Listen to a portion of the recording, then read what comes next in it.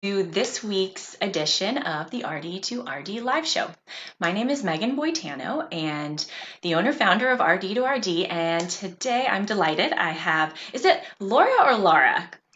It's Laura, just know you. Lara Clevenger on, and we are tackling the topic of SEO and keyword research, but not from a boring telling you kind of what it is. We're going to do a little bit of that, but what we're going to do is really pull the veil back and show you and give you, hopefully do a little screen sharing, but talking through how do you really, once I kind of understand what the topic, what SEO is, how do I really operationalize that? What do I do on a day-to-day basis? What does that look like for recipe development, blogging, kind of help you to apply maybe what you already know or what we've talked about so that you can start driving more traffic to your website to grow your business. So without further ado, Laura, I would love for you to give a little bit of background about why you became a dietitian and a little bit about the type of work you do now.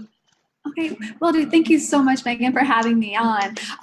So basically, I never thought I was going to be a dietitian. I thought I was going to be a physical therapist. So when I was younger, I had to go to physical therapy myself. I was born via C-section and with both feet over my head. So my feet like turned in a little bit, and so like pigeon-toed walking. So I had to go to physical therapy, and then so I bowled. I'm super nerd. I bowled all throughout high school and growing up. And so I went to Florida State. I bowled for Florida State. But when I went to become a exercise science major, I had to take a nutrition undergrad class, and I completely fell in love with nutrition.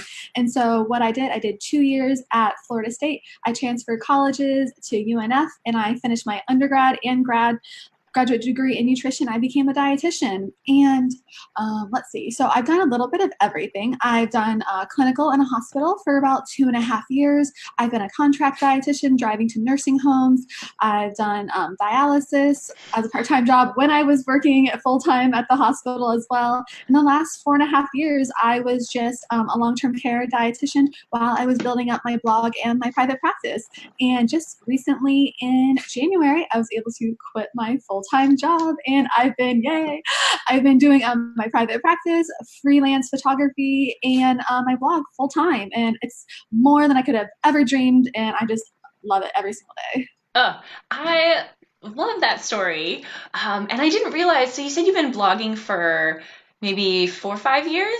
Yeah, like 3.5, 4 years. So I Okay. never ever took it seriously until last year. And so before, it was just a place to share like healthy recipes from my clients, and they were just wanting more and more. And then like my best friend Erica, she became like started her food blog at the same time. Her husband had got her like a camera for Christmas, and she's like, Laura, why don't you do this too? And I didn't have like a DSLR or anything. I had like an old like point and shoot camera, and I'm Mm. like, okay, like 2 or 3 years ago, like if I'm actually gonna try to do something with it, I'm gonna get like a little DSLR. So I just got like a little crop Canon 70D, and it works awesome. And then I got just like a 50 nifty lens, and boom. And that was the beginning. I would shoot like one recipe a week, maybe, and then went to like one a month, and sometimes there was a couple months in between, and then it just waned because that wasn't my main focus. And then I saw her with all of her success, and then I started listening to other podcasts like Food Blogger Pro, Pro Blogger, other ones, just like, wow, people can actually make this a career and stuff. So I started listening, and like you hear some things about like SEO and like how to grow your traffic, how to grow an email list, all this stuff, and you hear all the surface level stuff, but it's like I try to do it myself, and I can never get anything to work for me. And I just get like frustrated, and I take a couple months off. And then it's just like last year, I'm like, okay, like I wanted to quit my full-time job by the time I was 30. I almost did that. I was like 30 and a half. So yeah. So I almost did it. And it's all because of SEO, search engine optimization. I know that's what we're going to talk about today. So I'll get it back to you. Yeah, that is, I think it's always good to you didn't flip a switch and then one day wake up, wow, I'm a full-time blogger. And I think that journey of having it be a hobby and coming on and off and working on it, I really think it's important to, on this show, we are usually very honest that it isn't a straight line and that it's okay to have, to flop around for a while and then really over time, and then you really find the motivation and the knowledge, and then it starts working. And so I'm really excited to talk SEO and keyword research because I am dying to learn this information myself. So Yeah, thank you, thank you. any businesses, whether you're like in person or like online, can really benefit Yes. from SEO. It's because like it's how you get found. And so I had my blog. I was just making a little bit of money from the blog here and there. Like when I quit my full-time job, I wasn't making any significant income from the blog. I had already had like a part-time job lined up, and then I was doing like freelance photography, which was bringing in the money. But technically the blog itself wasn't bringing the money. And so Got it. that's when we'll talk about, say, come Yes. like April is when I actually learned SEO, and that's how everything just skyrocketed from Right. then. So let's start at kind of a 30,000 foot view, and then we'll get really into the details as far as what you do on a daily, weekly, and what's going on in Laura's brain when she is, working on SEO. It sounds cool, but it's like, what does that even mean? I'm working on SEO. So tell me, you've already kind of talked about why it was the right thing for your business. So just dive in. What exactly is SEO? Why is it important? And then just kind of talk a little bit more about some of the resources and tools that you used when you were just starting out. So kind of help to paint that picture for us. Okay, so SEO, what it stands for is search engine optimization. It's just a fancy like jargon of how do you get found on Google. And what people do, they type in certain words. So say you want to see like a dietitian in Sacramento. And so you would type that into Google, dietitian in Sacramento. And then Google will populate all of these, whether it's like a blog post or like a link to somebody's website. And so what that is, those are keywords. And so maybe something else, it could be like dietitian in California, a dietitian near me, or a dietitian specializing in leap therapy, Sacramento. Those are all Mm-hmm. keywords. And so what we do, that is part of optimizing, is making you rank for these keywords. And so there's a bunch of different things. I have my little notes I'm going to pull up so I can just read it off. So all the tools that I use. So um, back in April, the thing that made the biggest impact on me is I just jumped in and I bought SEMrush. So SEMrush is it's a website. A program basically that helps you find keywords and which keywords are best to rank for. And so maybe like I do a lot of stuff with low carb and keto diets. So for me, maybe low carb pizza would be easier to show up on Google instead of keto pizza. And so that's basically what these tools like SEMrush help you with. And so basically it just tells you which words are easier to rank for, how many times people searched for them per month. It'll also show what the biggest competitors are, like the top 10 or 20 websites that rank for that word. And then it also will give you other relevant keywords. And then that's just like the surface point. And that's just SEMrush is just the biggest thing. And that's just one thing that you can use it for. And then we'll dive deep down into that later. Let's see, I'll pull up the other ones. Google itself. So say you can use Google by typing in keto pizza, and then it'll also say people also searched for under it, and then it'll give you, those are other questions that you can put in your blog posts to search for, or those are other different keywords that you can use throughout your blog post. And the more that you don't want to do keyword stuffing, just like put like Right. keto pizza, keto pizza, keto pizza, but the more times you use them naturally throughout and have a good density of them in your blog. And also on your blog, you can do Yoast, and you can do Yoast Premium. Those are plugins, and it'll tell you, like, it'll go green if your keyword density is like right where they like it, and it So takes into where you started talking, and I know we're going to get into a lot more detail about looking at competition and then modifying, maybe you have a topic in mind and then going, what's going to be easier for me to rank higher? There's less competition and it's a popular search term. So really honing in on, blogging, not just, it's still things you're interested in writing about, but it's right. really making sure that you've kind of getting the softball pitch, right? Why give yourself a really hard pitch to hit? Try to find the easy pitch to hit. Right. And so maybe like, so an eating disorder dietitian. So maybe that's super broad, and there's there's a lot of searches for it, but also it's super hard to rank for. So maybe you need to be even nichier than that. And so maybe it's not getting searched for 30,000 times per month, but maybe it's searched for like 2,500 times per month, and it's a lot easier to rank for that. And so then you'd be able to be found for that search term, but then you could also build up your authority for just regular eating disorder dietitian. And with SEMrush, it'll tell you where you rank if you rank the first 1 to 99.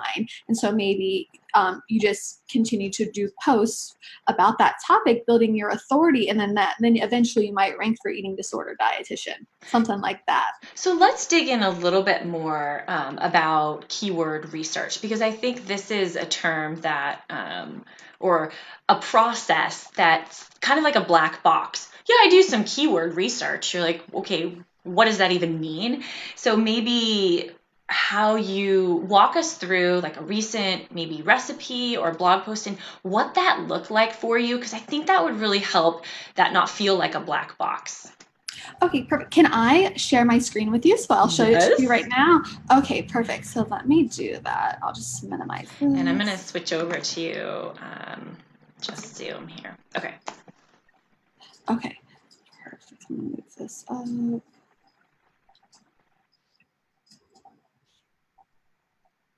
That way it'll show all of your screen. Okay. So I'm just going to share SEMrush with you. Okay. So this is SEMrush, which is your keyword, your SEO tool. Correct. Yep. And so what we're going to do under here, we're going to do keyword analytics. And so I'm just going to do overview. So give me any topic. Ooh, anyone want to recommend a topic here? Let me see. How about, I've been thinking of something around picky eating, like feeding therapy. I'm going to start working on feeding therapy. Okay, so basically we're under keyword overview, so we'll do feeding therapy. In Newton or something. No. Okay, so what it's telling us, that is found, it's searched for 1,000 times. And then these are other phrases that contain feeding therapy. Mm-hmm. And then over here are related words. And so we want to expand it so we can see everything about it. Okay, so we go down here. So see this KD? That means keyword difficulty. That means how difficult is it for me to rank for it? The lower the number, the easier it is to rank for. So if it's over 80, I really don't try to rank for those keywords at all. And so this is 68. So that's great. And it says 1,000 people search for feeding therapy per month. And then it's at a keyword density of 68. And so then you can just go down here and then see, okay, so autism. So only 140 people search for that. So that is super niche. So if you are on like number 1 or number 2 on Google for autism feeding therapy, chances are you're probably going to get 70 to 80% of those clicks through per month. And so that's great. And so maybe you can convert like 10 of those to clients. That's awesome. And if you can retain those clients every single month, or at least like 4 to 5 months. So even though it seems really low, it just depends on, are those people ready for action? What do they need? Are they coming to you for a blog post, or are they coming to you to work with you as a client? Got it. And so now we can do picky eating instead. Yeah, and then we can see, picky. Yeah. Which I'm sure is a really high search volume. Okay, so maybe we need to do picky eater. So look at this. So picky eating only has healthy eating for picky eaters. So, and then picky eating only has 260, and it's super hard. That's 90. Ooh, wow. So probably that might not be a good keyword to go for, but you could do a long tail keyword. So healthy eating for picky eaters. Okay, stop right there. 81, so stop right there. I've listened to a few podcasts and I start to glaze over when they bring the term of long tail and short tail. I'm like, whoa, what is that? And why is it different? And how does it make it easier for you to rank? So picky eating is the short keyword. That's 2 words. And then if you have any adjectives that go to the front of it, that's going to make it a long term or long tail keyword. And so that is making it more niche, more specific. So maybe you're ranking maybe like second or third on Google for this, but you might also be able, that same blog post could rank, but it might be like 12 or 13 for that. And so you would just have to click to the second page on Google to find you. But you could be ranking for it. So when you're using Yoast, I know it's kind of a tool that just analyzes for you. Would that be what you would put down in if you're just using the free version, a full long tail keyword down in your keyword, or is you need to use the paid version to really do that? So the paid version, like the main difference is it'll allow you to put more keywords in there. I think like up to 5 or 6, but it's what you want to really rank for. And so if I really want to rank for healthy eating for picky eaters, that's easier for me to rank for. So I'm going to put that in there. And so not only I put that in the my keyword, so that'll turn green, but also you want to put that in like the H1 heading and H2 heading. You want to put that in your alt text and all your images and your meta description. And so that's just like going into the back end of, and if you want, I can show you how to do that too later, or if that's another podcast. Yeah. So you mentioned something about where you're ranking. So when you're looking at SEMrush and you are thinking about creating a post, whether it's a recipe or you're writing a blog, you're going to look at search terms, and then you're going to kind of make sure that you design your blog or post, as you outline it and think about what you're going to write. You're kind of obviously trying to weave in those keywords, right? Get enough density and use it in your headings. Like I know a little bit, but not enough. How would you know where you're ranking, and how do you kind of see that improvement over time if you're starting to use a tool like SEMrush? So we're going to go over here. We're going to go to domain analytics, then we're going to go to overview. And we'll just type in my main blog, so the ketoqueens.com. So we hit search. And basically you can see when I started implementing in April, I had only, that's how much traffic that I was getting from Google, 142 from Google. And that doesn't mean everything that I was getting per month. I think I was about like 4,000 page views per month. And so now it's saying I have traffic from Google is 12,000, but actually I'm at 265,000 page views per month. And when we spoke 2 months ago, it was only at 180. So it has significantly gone up. Yeah. And this is right here where it tells you what keywords you're ranking for. And so we're going to expand this. Oh, wow. So this is a lot of information, and we're going to talk a little bit more about like how do you not get so bogged down and spending all of your time looking and really get efficient with what you're doing. So continue on, we'll dig into that. And so if you're like really like a research nerd like me, it could be like, oh my gosh, this is like so much knowledge. And I'm like, oh, I just want to keep on going. Then you can find yourself like 2 hours later, like, what did I just do? But yeah. Okay. So this will tell you. So I rank for cracked chicken. And so that is just like a delicious cream cheese based recipe. And so you can see it's position 6 and there's 27,000 searches per month, and the keyword difficulty is pretty easy. Keto grocery list is 4,400. Keyword density is very easy. And so keto chips, 50. So what you do, you're trying to find keywords that are super easy to rank for. And that way also, not only does this cracked chicken rank for, or my recipe, it's like Instant Pot cracked chicken, but it also ranks for cracked chicken. Then you scroll down, it ranks for keto chicken recipes. It ranks for cracked chicken recipe. It ranks for keto cracked chicken, easy keto recipes. And so this keto grocery list also ranks for this one. So you're ranking for multiple keywords for one blog post. And so you can see that this keyword has about that much of my traffic. But in reality, with most blogs, like 80% of your traffic comes from about 20% of your blog posts. Got it. And then I'm assuming you work to try to get them to opt in or grab a free download or something once they do hit your website. I'm assuming you try to maximize that. Yeah, you can definitely do that. So like in this one, I have, this is actually a sample out of one of my ebooks that I have. And so we shared that. Those are most popular. And so we have links to our ebooks. And so just because before we were only selling maybe like 5 ebooks per month at like $2.99, so that's not much. And now we're making like $200, $300 per month just for the ebooks too. And a lot of them are, it's free for Kindle Unlimited, or it's $2.99. I have it hosted through Kindle Direct Publishing. Got it. And I have 6 different ebooks. And so we make pretty good passive income just for that. And also, the more traffic you get, I also have Amazon affiliate links throughout that too. And so if people purchase anything through that, you make a certain percentage. It's like 2% to 6%, something around there.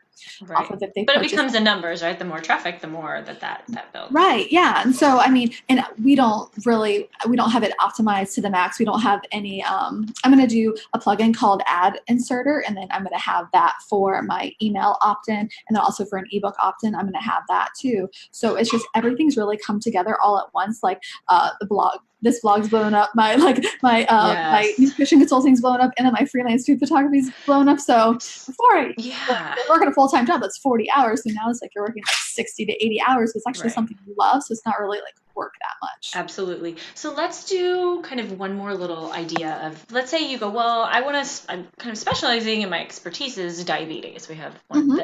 So that's like going to be kind of very broad. And if you were saying, well, it would be easier for me to bring in traffic and potential clients if I was more, specific, but what would that look like? So if you wanted to look up. So let's type in diabetes. And so then under that, it's going to tell you everything else that people search for around diabetes. Because it's going to tell you other search terms that people use, right? Okay. Sure is. And then we can also see what blogs rank for that. So say if I'm going for, my friend Erica has this book. I love it. So it's the electric pressure cooker cookbook for 2. And so maybe the top 10 on that page is going to be like Amazon, Barnes and Nobles, Books A Million, those things. So she's probably not going to rank on the top page for that. So maybe we don't want to use that exact phrase. You can rank for something else. That's kind of what we're going to do with diabetes. Got it. So let's see.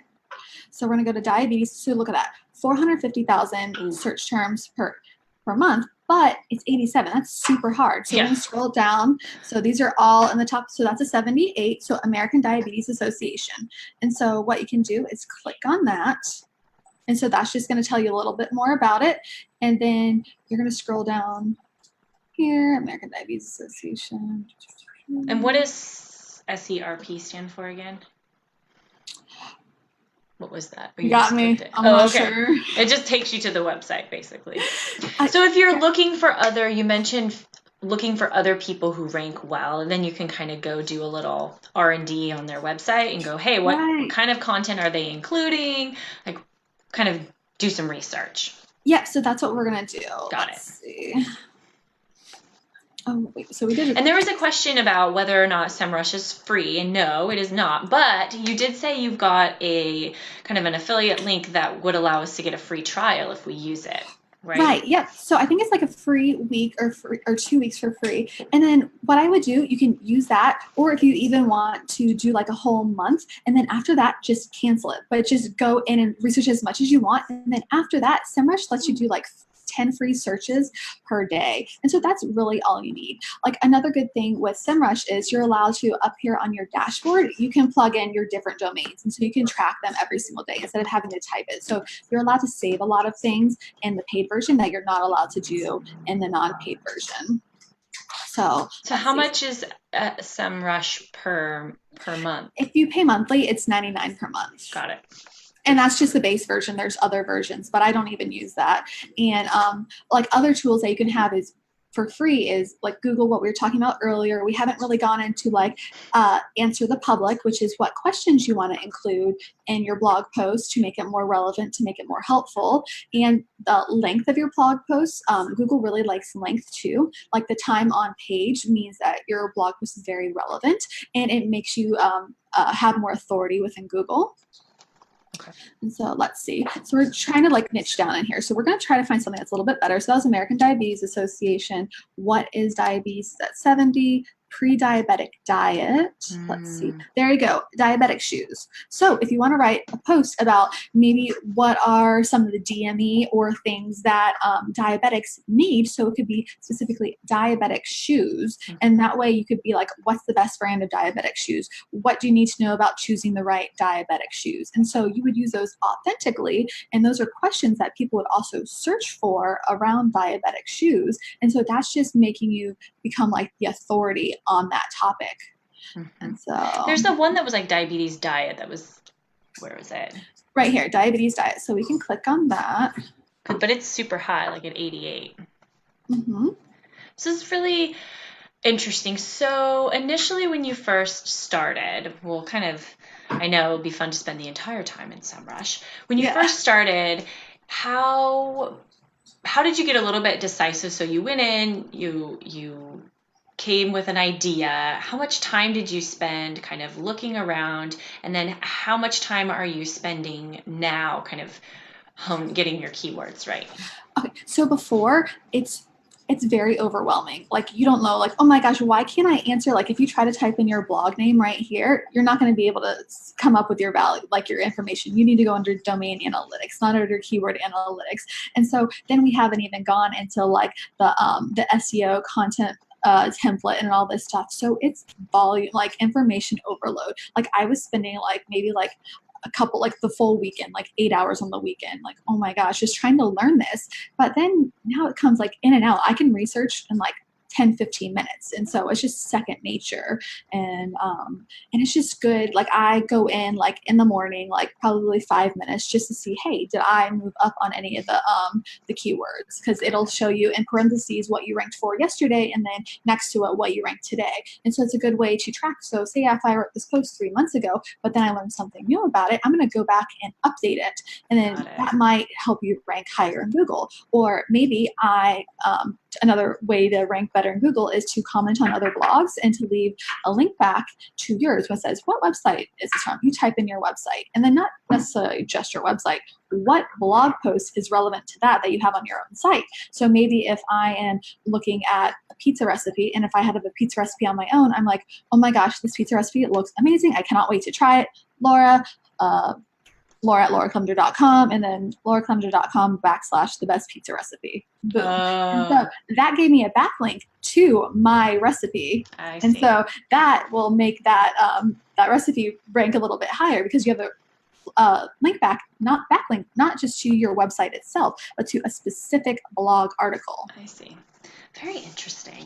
So I think SEMrush is an awesome tool, and I think definitely would be fun to spend a lot of time going into more But there's detail. free ones too that aren't as in-depth as this. Yeah. So we'll back out of SEMrush and we'll kind of go back to Yep, I'm going to stop sharing my page so you can have the full. There we go. Okay. So we'll be back here. That's, and I think to do it well, you said it's $99 a month, but you can also get a free trial through you if we use your link, and then also basically do a bunch of research, and then there is some free. So you don't necessarily have to make that investment every single month. Yeah, and if you want to, I mean, you can share it with friends too. So 5 people want to go in. Yeah. Share it with friends. Yes, share it with friends. SEMrush with friends. Yeah. But so let's talk a little bit about some of the other ones that you were you said questions you should answer in your blog. So why do you want to do that? What does that look like? And then maybe give an example where I'm asking like 12 questions at once. Please excuse me. What that would look like in a post maybe you've written so we can not just make it a black box. Okay, so basically, to rank in Google, you want to be super relevant. You want to be very helpful. And that's time on page. But also, if people click from your page to something else on your page, that means like you were super helpful. And so something like that is answering questions that people are actually going to read it. So, I'm scrolling down. Oh, there's a topic. I want to know what's the answer. And so maybe we're going to say, give me a top. I'll choose a topic. What is it? The best way to grocery shop. And so, okay, I don't know. We're just flying this on the wing. So let's see. Maybe, why do I need to shop the perimeter? Right? Right. That's a question. Is it better to get organic or conventional food?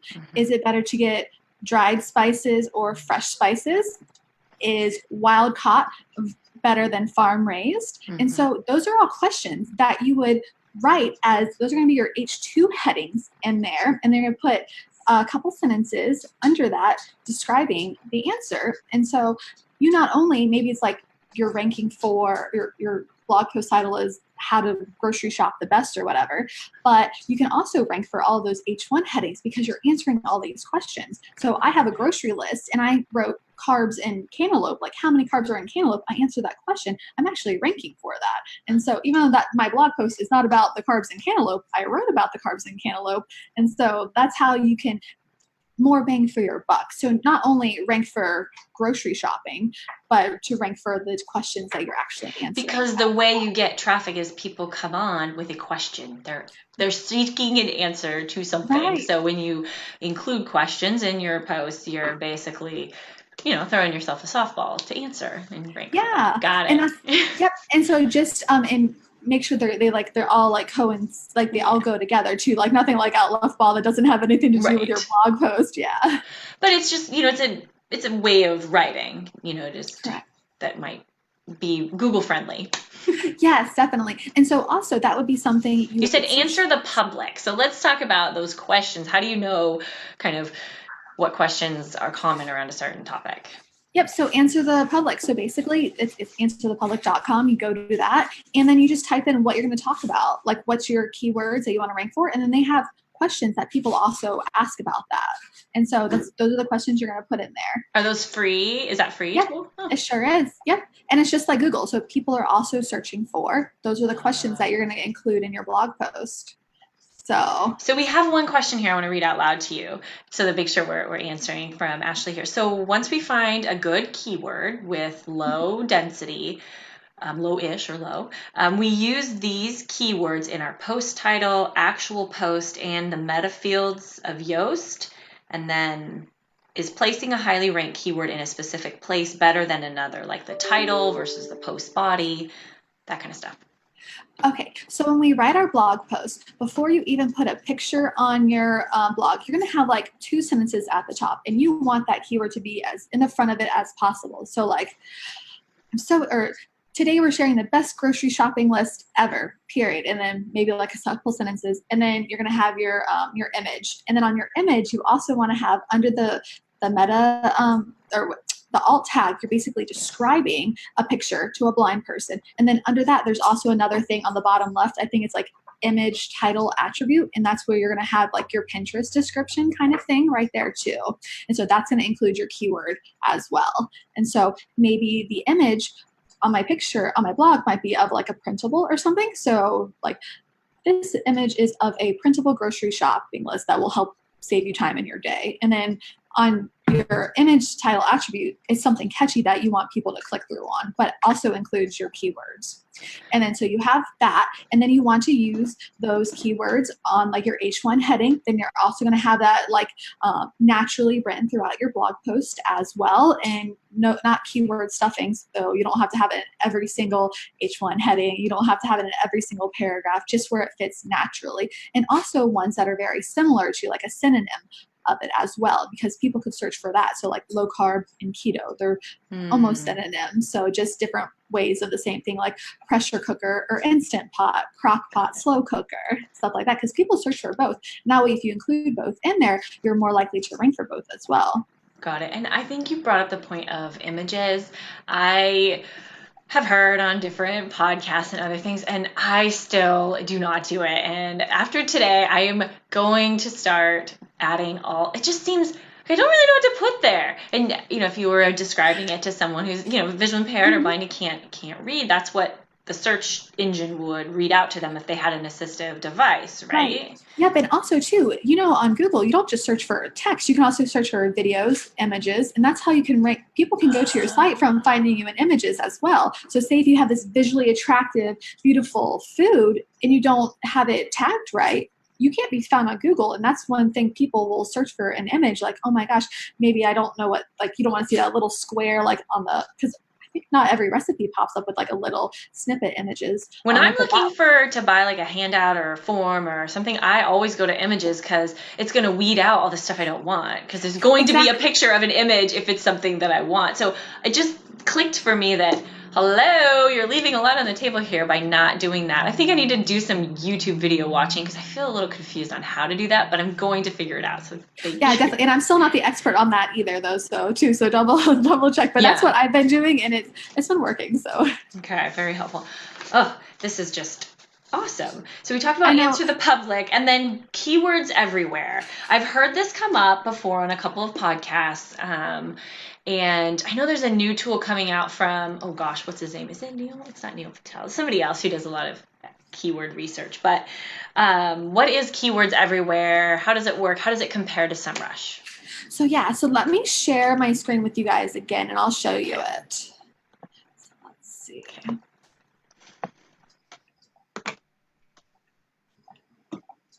Okay, so basically you have to be in Google Chrome. Mm-hmm. Okay, so can you see my screen okay? Yes.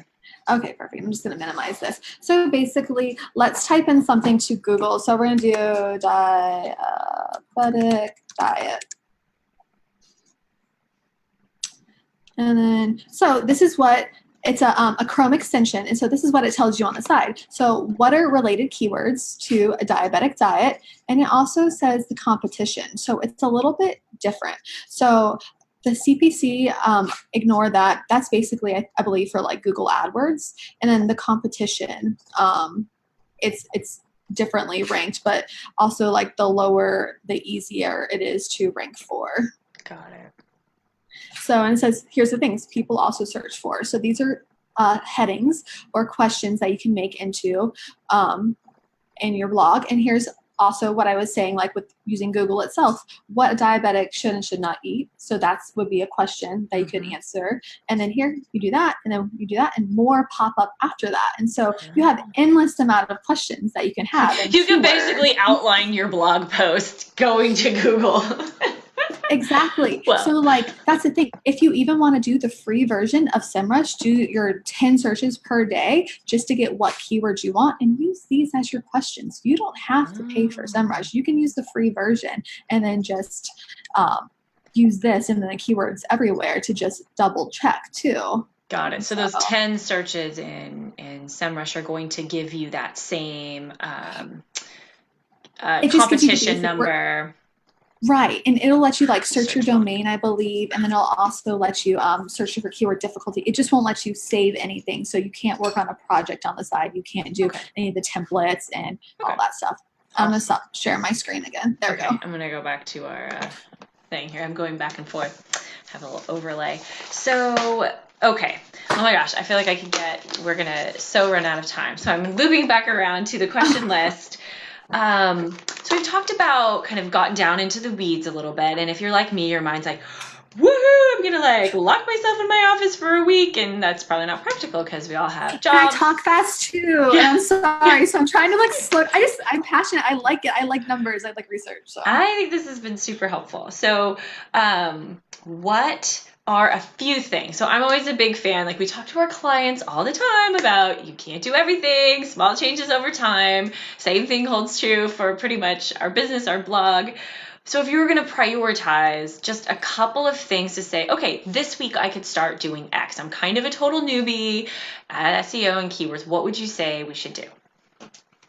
Okay, so I would focus on quality, not quantity. So you could write, instead of doing like 3 blog posts per week, cut down to 1. I'm sorry. I'm trying to do one a week. Or here, even 1 a month, or you don't even have to. What I've been doing on my personal blog, I haven't written a post in like 2 months, but my traffic has gone up from like 10,000 to like 30,000. But what I've done, I've updated old blog posts using SEMrush and keyword research and stuff. And so before I'm like, oh, I'm just going to describe this food. I'm going to talk a little bit of personal stuff. I'm going to do all this. I'm like, oh, this is great. Like, oh, your friends and family will read it. It's fine, but nobody else is going to care about that stuff.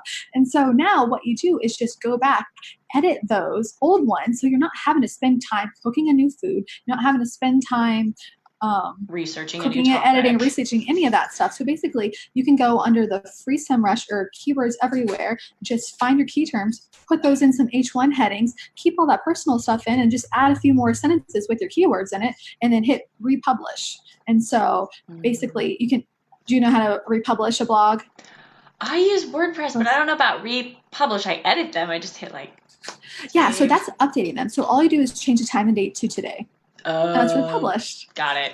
Yeah. Yep. And so Google likes that. They like to see content. It makes it rank better. And so basically my last 4 or 5 blog posts have all been old blog posts that I've just re-updated. And those are all the ones giving me my traffic right now because I've updated them. Yeah, because I think you have that thing of I need to update. Oh my gosh, I didn't do it right from my old blog post. Maybe alternating. Okay, this week I'm going to write something new, and next week I'm going to update an old one, and then maybe alternate. Yep. So what about like maybe last Christmas you wrote an amazing like Christmas recipe, and then Christmas is coming around the corner, so maybe you're going to republish it in November, so now you have like 2 to 3 months to figure out a time to figure out your keywords, figure out that, and just re-update them. So that's what I would do. Not spend time making new content, updating the content that you already have to make it relevant. Got it. I think I am totally down to do some of this, but not all at one time. Start small. Yeah.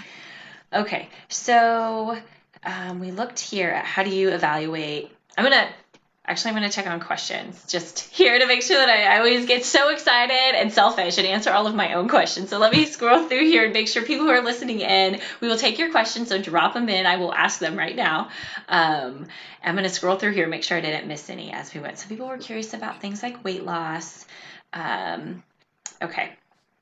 Perfect. Someone's like, Ashley, can I just hire you to do my SEO? No. Are you going to make a course or something? Are you going to teach us how to use SEMrush? I would totally buy a SEMrush tutorial if you made one, by the way.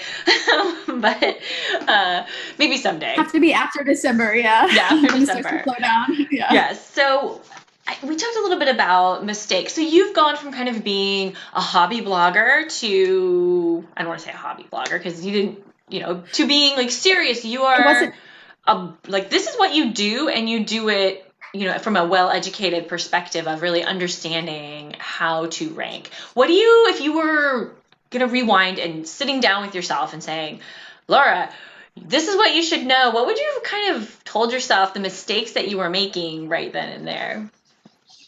Okay, so I've gone to a bunch of food blogging conferences. I haven't been to a dietitian conference in 3 or 4 years, but I've gone to food blogging conferences the last 3 or 4. They all tell you about SEO, SEMrush, not SEMrush, but SEO and other topics around blogging that you think are really good. But I think that's more for like established bloggers that already have the traffic. Like I feel I met a lot of great people. You meet great brands, but they don't really help build my blog because I didn't know the founding blocks. So I wish 3-4 years ago, I would have learned about what keywords are, like what SEO is, how to be found. Like, because my blog, I just started this in April.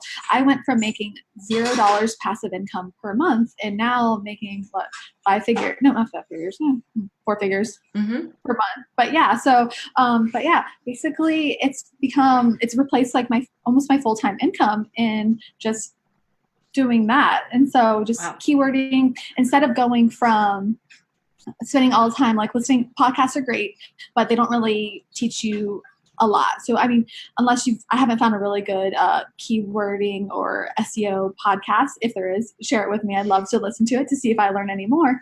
But I spent so many hours just like listening to all these podcasts and stuff because I used to have to commute and stuff. And then I would listen to them while I'm doing dishes or the laundry and stuff. But I'm taking in all this information and I'm really not able to put it to like pen and paper. I'm not able to put that time into my blog. Whereas if I would have like blocked off like a couple hours on the weekend and learned SEO, I would actually been able to put that into.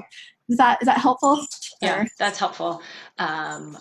I think that, it's easy I'm getting like some unstable internet connection warning. So sorry if there's some catching for people watching. So it's okay. I forgot my parents are visiting and I forgot to warn them not to turn on my streaming TV service downstairs. So my guess is they're started watching TV, which is totally fine. Oh, no worries. Total disclosure there.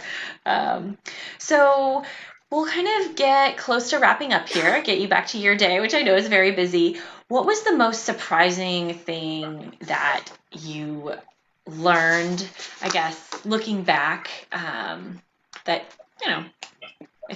any other things we haven't talked about? Well, just how quick it actually does take off. Once you start to implement SEO, how like it could change your life, literally, like what it did for me.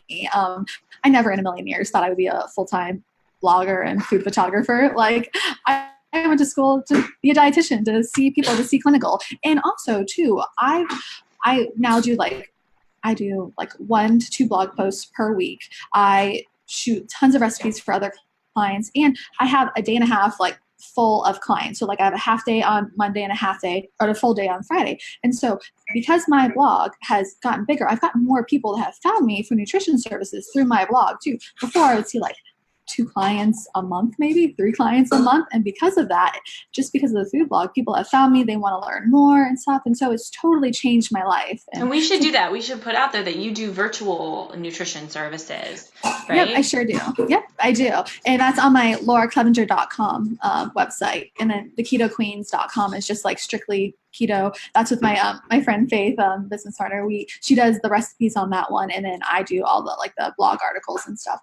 But yeah, never what I thought. Now we're able to work with brands too. We do like photography for brands and then blog posts with brands coming up, and it's just even though it started as a hobby, like I don't know, it was totally worth it. Just nurture it and just take some time to learn and just implement slowly. And I did like 1 blog post a week, and then it just started to go from there. And now even on our blog we have together, we had like 10 or 12 posts that we didn't know about SEO then. They only had like 2 paragraphs. And now we're making sure like all of our blogs have at least like 600 to 800 words in them. And so that has more keywords, more H1, H2 headings and stuff. You hear mixed reviews about how long your blog post needs to be. You know, you read 1,200 words or 2,200 words. I'm like, oh my gosh, that's crazy. That's a really long post.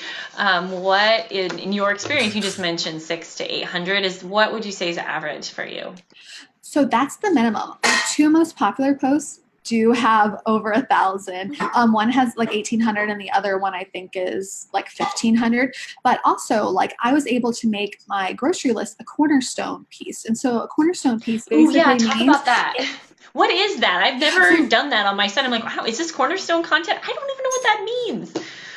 So basically cornerstone content means that that one post is very informative, but it also links out to other posts, and all those posts link back to it. So like for a grocery shopping list, so maybe you would have like vegetables, you would have fruits, you would have spices, you would have fats, you would have protein. And so each of those are their individual posts too. So my grocery shopping list has a little bit of snippet about it, and then it has a link to that post itself. So that's the cornerstone. Like that one, I think it's like, I think I run 1,000 page views a day, like on that blog post. Wow. And so, and it's just the cornerstone because it makes it rank more, so higher. So not only does it rank for the keto grocery list, but it ranks for other keywords too. And if I remember, that wasn't one that was particularly difficult to rank for. So if you can kind of make that cornerstone and you can do really well, then people are going to naturally fan off into other areas of your site. Yeah, so if somebody has like a vegan smoothie bowl, that could be like a cornerstone, and then it could be like vegan smoothie bowl using strawberries, using dragon fruit, using kiwi, I don't know, something. So yeah, and those could be different like posts and then link to different recipes on those. So that's just how cornerstone making it super informative. Right. And from my perspective, being someone who's particularly passionate about digital products, how easy it is with, I use easy digital downloads, but there's WooCommerce, there's all kinds of, to just literally in 2 clicks, drop an add to cart button, like right there in your post for whether it's an ebook or a course or a whatever, you just boop right there in your blog post and they can just buy it. Right there. So that's good too. So what you could do, you can honestly write a post about like what's the best digital download app, and then or whatever plugin, and then you can have a post about each of those individual ones, and your cornerstone would be that main one that has links to all the others, and then that's how you could rank for that one post. But then you can also each of those individual posts could rank as well. Got it. Oh my gosh, it's super helpful. So as we going to wrap up, I want to make sure people, I want to know how people can connect with you if they want to. You mentioned your website, theketoqueens.com, and then laraclevenger.com, which I'll add in the comments. And then we'll drop a link to, if people want to access to get a free trial of SEMrush, they use your little affiliate code or whatever that's called. Sound good? Yep, sounds good. Awesome. Thank you so much, Laura, for coming on. And as always, the time goes like that and the interview is over. So thank you for coming on. This was really made it not so much of a black box for me. No problem. Thank you so much, Megan, again for having me on. And I apologize, everybody, for speaking so fast, but feel free to email me any questions you might have, okay? All right. Yes. So for everyone, 2 weeks from today, we're going to switch gears a complete 180, and we're going to be talking about the ins and outs of insurance reimbursement with Steve Delacroix. I can't ever say his name correctly, but he runs a service where he helps dietitians with the insurance billing, but he's going to really talk about the ins and outs of insurance billing. So that'll be fun. So thank you, everyone, for joining today, and